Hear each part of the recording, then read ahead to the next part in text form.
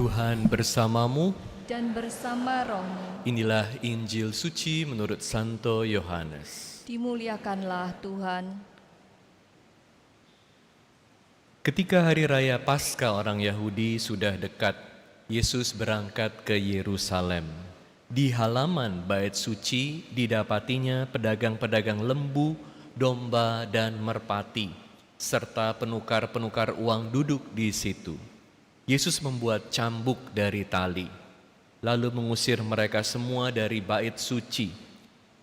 Dengan semua domba dan lembu mereka, uang para penukar dihamburkannya ke tanah, dan meja-meja mereka dibalikannya. Kepada pedagang-pedagang merpati ia berkata, "Ambil semuanya ini dari sini. Jangan kalian membuat rumah Bapakku menjadi tempat berjualan." Lalu teringatlah murid-murid Yesus bahwa ada tertulis, "Cinta untuk rumahmu akan menghanguskan aku." Tetapi para pemuka Yahudi menantang Yesus, katanya, "Tanda apakah yang dapat engkau tunjukkan kepada kami bahwa engkau berhak bertindak demikian?" Jawab Yesus kepada mereka, "Runtuhkanlah bait suci ini, dan dalam 3 hari aku akan mendirikannya kembali." Lalu kata orang Yahudi kepadanya, 46 tahun orang mendirikan bait suci ini, dan engkau dapat membangunnya dalam 3 hari? Tetapi yang dimaksudkan Yesus dengan bait suci adalah tubuhnya sendiri. Karena itu sesudah Yesus bangkit dari antara orang mati, barulah murid-muridnya teringat bahwa hal itu telah dikatakan Yesus. Maka mereka pun percaya akan kitab suci dan akan perkataan yang telah diucapkan Yesus. Sementara Yesus tinggal di Yerusalem selama hari raya Paskah, banyak orang percaya dalam namanya karena mereka telah melihat tanda-tanda mujizat yang diadakannya. Tetapi Yesus sendiri tidak mempercayakan dirinya kepada mereka karena ia mengenal semua manusia dan karena tidak perlu seorang pun bersaksi kepadanya tentang manusia, sebab ia tahu apa yang ada di dalam hati manusia. Demikianlah sabda Tuhan. Terpujilah Kristus. Runtuhkanlah bait suci ini, dan dalam 3 hari aku akan mendirikannya kembali. Saudara-saudari sekalian terkasih dalam Kristus, dalam Injil hari ini kita mendengar bagaimana Yesus marah di bait suci, di bait Allah. Saya mau mengajak Anda sekalian untuk merenungkan tema memuja Allah yang menguduskan kita. Memuji Tuhan itu salah satu hal yang sangat indah dalam hidup kita, menyucikan kita. Tapi seringkali kita ini tidak melakukannya dengan baik. Dan kita melihat dalam Injil hari ini juga, pertama, kita bisa mencuri kemuliaan Tuhan. Kedua, kita memuja Allah untuk alasan yang salah, alasan uang. Yang ketiga, saya mau mengajak Anda untuk melihat memuja Allah yang sejati bersama Kristus, seperti Kristus. Pertama, saya mau mengajak Anda melihat bagaimana di sini dikatakan dalam Injil hari ini bahwa bait suci, bait Allah itu dibangun selama berapa tahun? 46 tahun. Saya mau jelaskan sedikit kepada Anda. Bait suci ini ada di Yerusalem. Di Israel hanya ada 1 bait suci, bait Allah. Kalau sinagoga itu ada banyak. Jadi setiap Paskah ada begitu banyak orang Yahudi yang datang ke bait suci untuk memuja Tuhan, untuk memberikan persembahan, hewan persembahan, supaya bisa menyatukan diri dengan Tuhan. Jadi tempat ini adalah tempat yang sangat suci. Buat orang Yahudi paling suci. Satu sejarawan namanya Yosefus mengatakan bahwa setiap tahun itu ada kurang lebih 1 juta orang Yahudi yang datang ke Yerusalem. Nah, mereka ini datang untuk memuji Tuhan. Kenapa dikatakan bait suci ini dibangun selama 46 tahun? 46 tahun ini adalah pekerjaan Herodes untuk memperbaiki, membuat bait suci menjadi sangat indah. Bait suci yang pertama itu dibangun oleh Salomo. Ya, ini anaknya Raja Daud, Raja Salomo yang membangun. Luar biasa besar. Struktur yang begitu hebat. Hektaran, luar biasa. Sesudah beberapa ratus tahun dibangun, hancur. Dihancurkan oleh Raja Nebukadnezar dari Babilonian, hancur.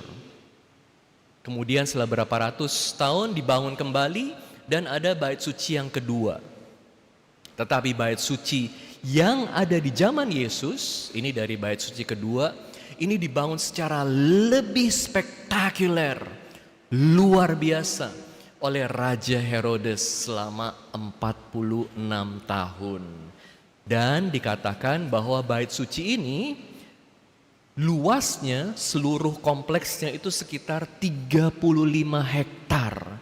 Bisa bayangin satu bangunan kalau dilihat dari jauh ada 35 hektar. Begitu besar, begitu luar biasa. Dan sangat mewah, sangat megah dari bahan-bahan yang sangat mahal. Bait suci ini dibangun di Bukit Moria, di mana Abraham mempersembahkan anaknya. Jadi Anda lihat tempat ini begitu suci dan begitu luar biasa. Nah, kenapa Herodes ini sangat tertarik untuk membangun bait suci? Ini karena ada ramalan di Hagai yang mengatakan bahwa Sang Mesias akan membangun bait suci yang lebih besar, lebih hebat, lebih mewah daripada yang pertama. Dan Herodes mau menghidupi wahyu itu yang dikatakan bahwa Sang Mesias yang akan membangun bait suci ini. Makanya Raja Herodes yang hebat, dia disebut sebagai Herod the Great, Herod the Great. Padahal ini bukan Herod the Great, tapi Herod yang gila. Dia gila kuasa karena dia membunuh istrinya, membunuh anaknya, membunuh saudaranya. Luar biasa gila, bukan luar biasa besar. Karena apa? Karena dia mau dikenal sebagai Sang Mesias, Raja yang hebat. Dia membangun bait Allah 46 tahun. Luar biasa strukturnya. Tapi supaya apa? Bukan supaya Allah dimuliakan, tetapi supaya Dia dimuliakan. Herodes mencuri kemuliaan Allah. Bapak Ibu, kita harus hati-hati belajar dari apa yang terjadi pada Herodes. Struktur yang begitu besar hancur. Gak ada orang yang pikir bisa hancur. Tetapi di tahun 70 bait Allah itu dihancurkan oleh orang Romawi karena perang. Apa yang dibangun oleh Herodes, Herodes the Great, sekarang ini tinggal sisa sedikit aja di tembok ratapan, ya. Satu tembok aja, tapi yang lainnya hancur. Tapi Yesus mengatakan, bait Allah ini, hancurkan bait Allah dan aku akan bangun dalam 3 hari. Karena Yesus adalah bait Allah yang sejati. Bait Allah adalah tempat yang paling suci untuk kita memuji Tuhan, memuliakan Tuhan. Kemuliaan Tuhan yang utama, bukan kemuliaanku. Makanya kalau ke gereja, Anda sekalian yang rajin ke gereja, Anda sekalian yang rajin ikut dalam berbagai kegiatan gereja, Anda sekalian yang rajin melayani, Anda sekalian yang rajin menyumbang gereja. Semua ini bukan untuk kemuliaan kita. Harus ingat, berbagai hal yang kita lakukan ini untuk kemuliaan Tuhan. Jadi kalau hanya untuk kemuliaan kita, satu hari akan hancur, pasti hancur. Dan Tuhan sendiri yang menghancurkannya. Maka datang ke gereja sungguh-sungguh untuk memuji Tuhan. Jangan jadi seperti Herodes the Great atau Herodes yang gila. Nah, poin kedua, kita juga bisa datang ke gereja memuji Tuhan, mencari Tuhan untuk alasan yang salah. Apa alasannya? Cari duit.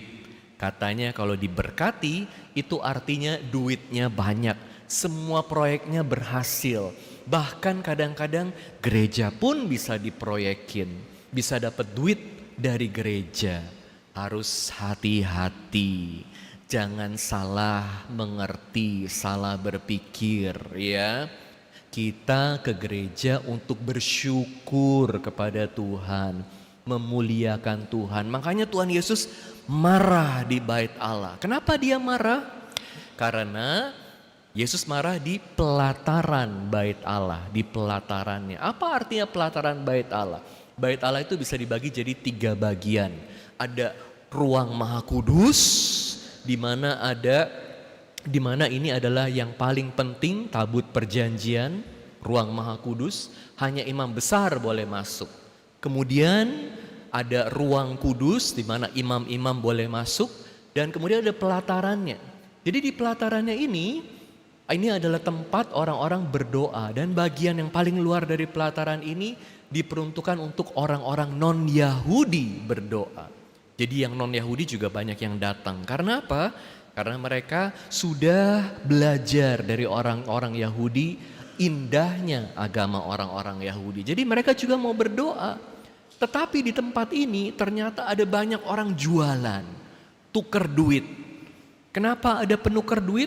Karena orang Yahudi datang dari mana-mana. Kira-kira 1 juta orang saat Paskah, 1 juta orang datang dari mana-mana. Mereka mau mempersembahkan kurban. Jadi mereka kan susah kalau bawa domba, bawa lembu jauh-jauh, bawanya uang. Tapi uang yang mereka bawa, uang dari tempat mereka. Makanya nggak bisa langsung beli hewan kurban, harus tukar duit dulu. Kalau udah tukar duit, baru beli kurbannya. Maka di sini, di pelataran bait Allah yang seharusnya menjadi tempat berdoa, tempat memuji Tuhan, ternyata jadi tempat jualan. Ini tentu menghambat banyak orang untuk bisa sungguh datang dekat pada Tuhan.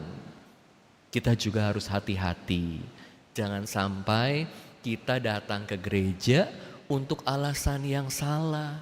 Kalau nggak dapat proyek, ngambek sama Tuhan. Udah novena, udah ke gereja, kok proyeknya nggak dapat. Bahkan kita menjadi batu sandungan karena orang lihat ini alasannya bukan untuk memuji Tuhan, tapi untuk mencari keuntungan diri sendiri. Kalau suami lihat, istri lihat, ya katanya rajin doa, tapi ternyata hanya untuk alasan pribadi aja. Gimana kita nggak menjadi batu sandungan buat banyak orang? Nah, harus cari Tuhan. Karena dengan pemujaan terhadap Allah yang sejati, kita dikuduskan. Apa gunanya dikuduskan? Kita menjadi manusia yang lebih baik, hidupnya lebih tenang, hatinya penuh dengan kasih, memuji Tuhan bersama dengan Yesus. Kita masuk ke gereja, Anda sekalian ikut misa, ruang Maha Kudus ada di gereja, di tabernakel, di mana Allah sendiri ya hadir di gereja.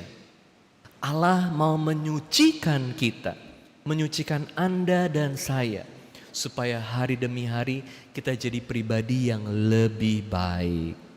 Doa itu sangat indah, doa sangat indah. Karena di dalam doa kita semakin menyadari betapa Tuhan mencintai kita. Betapa rencana Tuhan itu indah buat kita. Betapa kalau kita itu bisa melihat berkat Tuhan, kita bisa bersyukur, hidup kita ini akan semakin hari semakin menjadi lebih baik. Kita jadi gak serakah. Kita jadi murah hati. Kita bisa jadi mengampuni orang lain. Mau gak Anda punya hati yang suci? Mau gak punya hati yang indah?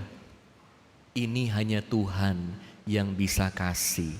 Cari Tuhan, memuji Tuhan. Waktu saya coba cari contoh buat khotbah ini, saya ada ketemu satu artikel. Namanya dari seorang eksekutif, ya. Dia ini eksekutif hebat dari satu perusahaan minyak yang sangat besar. Waktu dia umur 40-an, dia sudah sangat berhasil, sangat berhasil. Tapi hidupnya kacau balau. Dia punya banyak cewek dan hidupnya itu selalu tentang mencari uang dan mencari kekuasaan, mencari kenikmatan dunia. Dan dia berhasil, sangat hebat. Tetapi dia katakan sama sekali gak ada damai, sama sekali gak ada sukacita. Sukacitanya itu semu, cuma sebentar seneng. Senengnya cuma 5 menit, 10 menit, 1 jam, habis itu kosong lagi. Mesti cari lagi, yaitu kenikmatannya dunia seperti itu. Kehebatan yang dunia bisa berikan seperti itu. Gak kekal, hanya sebentar sekali. Jadi si David ini cari gimana sih supaya bisa bahagia. Ada temennya yang bilang coba kamu pergi retret ya. Jadi dia pergi retret dari Amerika, dia pergi retret di Spanyol. Dia ternyata itu tinggalnya waktu kecil, dia besar di Barcelona. Jadi dia ingat di situ ada satu tempat ziarah yang bagus sekali. Di Montserrat, di atas gunung ada pertapaan para rahib. Anda tahu kalau para rahib itu kerjanya apa? Setiap hari berdoa. Pagi, siang, sore, malam berdoa. Memuji Tuhan, mencari Tuhan, menyatukan diri dengan Tuhan. Jadi di Montserrat itu ada tempat ziarah yang sangat indah, sangat tenang. Dan ada rumah retretnya. Siapa tahu ada yang mau retret ya. Retretnya ke Montserrat, cari para rahib. Si David ini retret di situ dan dia menemukan ketenangan. 10 tahun dia bergulat, terus mencari Tuhan. Dan sesudah 10 tahun dia memutuskan untuk menjadi rahib. Akhirnya dia putuskan untuk jadi rahib. Tapi dia katakan perjalanan ini bukan perjalanan yang mudah. Ini adalah perjalanan yang sulit dan panjang untuk memutuskan menyatukan hati dengan Tuhan dengan cara yang paling radikal. Terus menerus berdoa. Luar biasa ya. Tapi dia katakan ternyata dengan rajin berdoa saya menemukan kebahagiaan yang paling mendalam. Saya merasakan ketenangan hati yang luar biasa bersama Tuhan. Kita semua diajak untuk masuk ke dalam bait Allah, ruang Maha Kudus, hadir di hadapan Allah untuk memuji Tuhan, memuliakan Tuhan. Semoga di masa Prapaskah ini kita sungguh-sungguh bisa menyatukan hati kita dengan Tuhan dan menerima rahmat hidup baru dalam pesta Paskah dengan kebangkitan Tuhan Yesus. Amin.